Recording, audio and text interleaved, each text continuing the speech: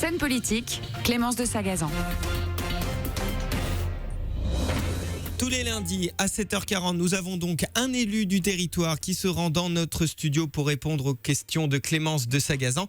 L'invité de ce lundi 14 mars est le premier vice-président de Nantes Métropole, maire de La Chapelle-sur-Erdre, des premiers secrétaires fédéral de Loire-Atlantique du Parti Socialiste, Fabrice Roussel. Fabrice Roussel, bonjour. Bonjour. Vous êtes donc le premier secrétaire fédéral du Parti Socialiste de Loire-Atlantique. Manuel Valls doit présenter aujourd'hui les modifications apportées au projet de loi travail. Mercredi dernier, on rappelle que des centaines de milliers de personnes ont manifesté contre cette réforme dans les rues. À Nantes, ils étaient entre 10 000 et 15 000 personnes à défiler. Alors, Fabrice Roussel, tout d'abord, que pensez-vous de ce projet de loi sur la réforme du Code du travail ? Le Parti Socialiste de Loire-Atlantique s'est exprimé il y a quelques jours sur cet avant-projet, puisque nous sommes vraiment sur un avant-projet, en disant qu'aujourd'hui, en l'état, il n'était pas acceptable, qu'il fallait tout d'abord laisser le temps à la discussion avec les partenaires sociaux, aussi avec les parlementaires, et qu'après, dans cet avant-projet, il y avait des points qui nous posaient problème. Alors, quels points ? Alors, à la fois des points qui nous posaient problème parce que nous ne pensons pas qu'ils sont efficaces pour lutter contre le chômage, et aujourd'hui, il s'agit de ça. Il s'agit d'avoir un code du travail qui organise les relations au sein de l'entreprise, mais qui soit aussi efficace pour lutter contre le chômage. Et ensuite, nous pensons que certaines mesures sont contraires à la fois au dialogue social dans l'entreprise, mais elles sont aussi contraires à la défense des droits des salariés. Oui, vous parlez d'une réforme de gauche qui ne doit pas proposer des reculs sociaux. Alors pourquoi ces termes ? Tout simplement parce que le Code du travail est issu de combats politiques, de combats syndicaux qui ont permis de renforcer les droits des salariés dans l'entreprise. Je crois qu'il ne faut jamais oublier cela. Ça sert à ça, un code du travail. Ça sert d'abord à protéger les salariés au sein de l'entreprise. Et donc nous souhaitons que ce code du travail, qui doit être travaillé, réformé, bien entendu, et qu'il sera d'ailleurs dans les prochaines années, puisqu'il y a une commission qui va continuer de travailler là-dessus, nous souhaitons qu'il permette aux salariés de défendre leurs droits dans l'entreprise. Mais quelles mesures concrètement vous opposez à quelles mesures ? Quand je regarde par exemple le plafonnement des indemnités au niveau des prud'hommes, quand on regarde aussi la notion de licenciement économique, on voit là que on a des mesures qui peuvent être contraires à la défense des droits des salariés. Et Fabrice Roussel, vous demandez son retrait ou sa réécriture ? Écoutez, il ne s'agit pas aujourd'hui de demander le retrait, parce que de toute façon, le Premier ministre va proposer des évolutions aujourd'hui. De toute façon, les parlementaires socialistes ont commencé à travailler sur ce texte. Nous avons réclamé ça. Et évidemment, donc aujourd'hui, on n'est pas dans cette idée de retrait. En tout cas, moi, je ne défends pas cette idée de retrait parce qu'on est déjà en train de faire bouger les choses. Et donc, continuons à échanger, continuons à dialoguer, faisons en sorte que le dialogue avec les partenaires sociaux soit de qualité pour améliorer ce texte. Et est-ce qu'il y a du bon dans ce projet de loi pour les salariés ? Oui, il y a du bon parce qu'il y a des mesures qui vont renforcer les droits des salariés, notamment sur la sécurisation des parcours professionnels. Donc ça c'est intéressant. Et donc c'est pour ça que nous souhaitons qu'il y ait maintenant du dialogue, de l'échange. Et effectivement, nous avons regretté que cet avant-projet sorte dans la presse, dans les médias, soit envoyé au Conseil d'État, sans qu'il y ait eu de discussion préalable. Voilà, c'est ce que nous aurions souhaité. Et est-ce que réformer le Code du travail est nécessaire, selon vous ? Le monde du travail évolue, les relations entre les chefs d'entreprise, les salariés évoluent en permanence. Et d'ailleurs, le Code du travail évolue en permanence, bien entendu. Donc c'est normal de se pencher en permanence sur ce sujet. Il y avait eu un rapport qui avait été remis il y a quelques mois, justement pour mieux organiser ce Code du travail, pour en rappeler les principes fondamentaux. Donc nous, maintenant, nous souhaitons que ce travail se poursuive et que dans le futur texte, dans le futur projet de loi, on respecte les principes fondamentaux qui avaient été posés, notamment avec le rapport Badinter. Alors, beaucoup de nos voisins européens ont réformé leur droit de travail, les Italiens, les Danois, les Espagnols, avec des résultats positifs à la clé, baisse de leur courbe du chômage. Pourquoi est-il si dur de réformer le Code du travail en France ? Parce que je crois qu'aujourd'hui, le gouvernement de Manuel Valls, mais c'était la même chose avec le gouvernement de Jean-Marc Ayrault, veut remettre le dialogue social au cœur de l'action. Et donc c'est ce que nous souhaitons. Et c'est, je pense, un loupé par rapport à ce qui s'est passé avec cet avant-projet de loi. Donc maintenant, il faut que ce dialogue soit aussi serein. Et on voit bien, on a parfois l'impression que ce dialogue social, au sein de l'entreprise, au niveau national, au niveau des branches, a parfois du mal à exister. Et ce qui fait que lorsqu'il a du mal à exister, eh bien, c'est la loi qui doit tout trancher. Et je pense que là, effectivement, on n'a pas le même fonctionnement que d'autres pays. On l'a dit, l'opinion publique rejette le projet El Khomri. Les Français ne voient pas en quoi limiter les indemnités prud'homales ou assouplir les licenciements crée de l'emploi. C'est aussi votre sentiment ? Oui, l'enjeu, c'était, je rappelle que notamment une des recommandations du rapport Badinter, c'est de faire en sorte que les CDI, contrats à durée indéterminée, puissent être confortés dans l'entreprise. C'était ça, un des enjeux. Je crois qu'on a tous intérêt à travailler sur la sécurisation de l'emploi, même les chefs d'entreprise. Un salarié en CDI qui a de la perspective dans son entreprise, c'est beaucoup plus facile de le motiver que de se dire que tous les 3 mois, on risque de quitter l'entreprise. Donc, je pense que ces mesures-là ne montrent pas une efficacité par rapport à ce qu'est plus de CDI, la lutte contre le chômage. Et je pense que c'est pour ça que les Français, aujourd'hui, ne sont pas favorables à ces mesures.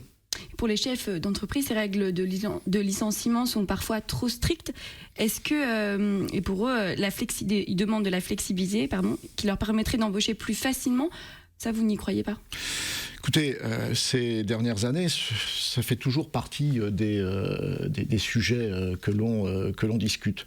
Moi, je constate que les règles se sont plutôt assouplies ces dernières années, qu'on n'a pas eu forcément des effets positifs.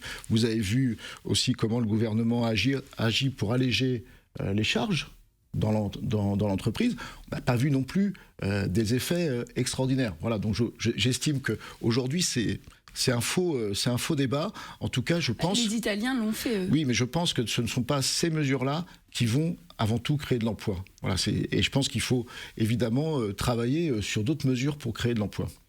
Alors le plafonnement des indemnités lui devrait être abandonné. François Hollande a décidé donc de réécrire le texte avec cette version allégée qui sera présentée aujourd'hui. A-t-il pour vous écouté la voix des opposants ?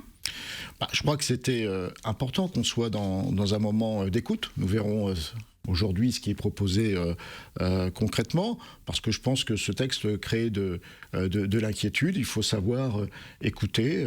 On veut défendre le dialogue social, il faut qu'il soit organisé.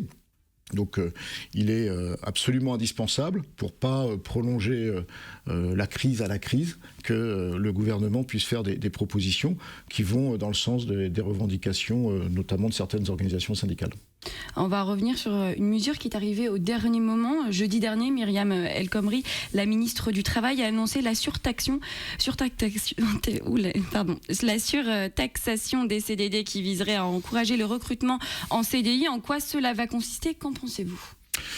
Je n'ai pas vu en détail la mesure, mais c'est surtaxer les CDD pour finalement inciter viser à plus de CDI. Nous c'est ce qu'on défend. Alors on sait les conditions économiques actuelles du pays, de certaines entreprises, bien entendu, mais moi je reste persuadé que même pour le fonctionnement de l'entreprise, avoir des salariés formés qui ont des perspectives de carrière au sein d'une entreprise, c'est plus facile pour faire tourner l'entreprise. Et j'estime aussi que cette mesure est en cohérence par rapport justement à ce qui a été dit lors de la commission qui a travaillé sur l'évolution du Code du travail, à savoir conforter les CDI. Je pense que c'est aujourd'hui essentiel. Les syndicats, eux, ils sont en tout cas favorables. La principale mesure du texte en faveur des salariés est la création d'un compte personnel d'activité. Croyez-vous à un tel dispositif ? Oui, aujourd'hui, nous connaissons les mutations dans l'entreprise. On n'est plus comme il y a quelques dizaines d'années où on faisait toute sa carrière dans une entreprise sur un même poste. Aujourd'hui, tout cela évolue. L'évolution de la transition numérique, aussi les transitions énergétiques, tout ça fait évoluer le monde du travail. Donc je pense qu'il est essentiel aujourd'hui qu'on ait finalement un droit à la formation permanent pour faire en sorte que les salariés soient les mieux formés et puissent évoluer pour être toujours dans le monde du travail. Alors pourquoi cette réforme n'arrive que maintenant, en fin de quinquennat? Le gouvernement ne se met-il pas en danger avec une telle réforme maintenant? Moi je crois que de toute façon c'est le rôle du gouvernement de continuer à travailler jusqu'à la fin du mandat. On ne s'arrête pas un an avant parce qu'il y aurait un moment d'élection. Je crois que c'est sa responsabilité, puis il est tout à fait logique qu'il le fasse. Je tiens à dire que ce travail-là vient après d'autres lois qui ont été importantes, celle sur la sécurisation du travail, celle sur le dialogue social. Donc c'est un travail continu depuis le début du quinquennat de François Hollande de travailler sur ce sujet du monde du travail au sein de l'entreprise. Donc il y a eu un rapport, il y a eu des préconisations, tout cela prend du temps, mais j'estime qu'on est aujourd'hui dans un temps normal de travail parlementaire et législatif qui va bientôt arriver. Le projet de loi arrivera sur la table des ministres le 24 mars prochain. Dernier sujet que l'on va aborder dans ce Sun politique, les législatives partielles. Les candidats, les Républicains de la 10e circonscription du Nord et de la 2e de l'Aisne sont arrivés en tête dimanche soir au premier tour et affronteront un candidat frontiste au second. Le PS étant éliminé.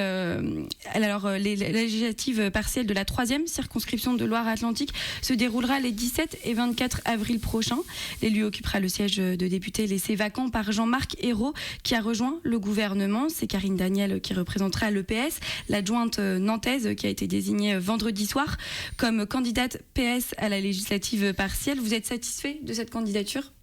Moi, je suis tout d'abord satisfait qu'on ait eu un débat et un moment démocratique au sein de mon parti, puisqu'il y avait plusieurs candidats. Les militants et militantes ont choisi. Évidemment, je connais très bien Karine Daniel, je connais ses qualités, sa façon aussi d'être sur le terrain. Donc oui, évidemment, je suis satisfait de cette candidature et c'est toute la fédération du Parti Socialiste qui sera avec elle, avec Jean-Michel Léon, pour faire en sorte que nous puissions conserver la circonscription de Jean-Marc Ayrault. Et dernière question, un même scénario possible, selon vous, serait envisageable que la gauche ne passe pas au second tour en Loire-Atlantique? Nous allons tout faire pour être le plus haut. C'est le principe d'une élection. Aujourd'hui, notre implantation sur cette circonscription me rend plutôt confiant dans le fait d'être présent au second tour, évidemment.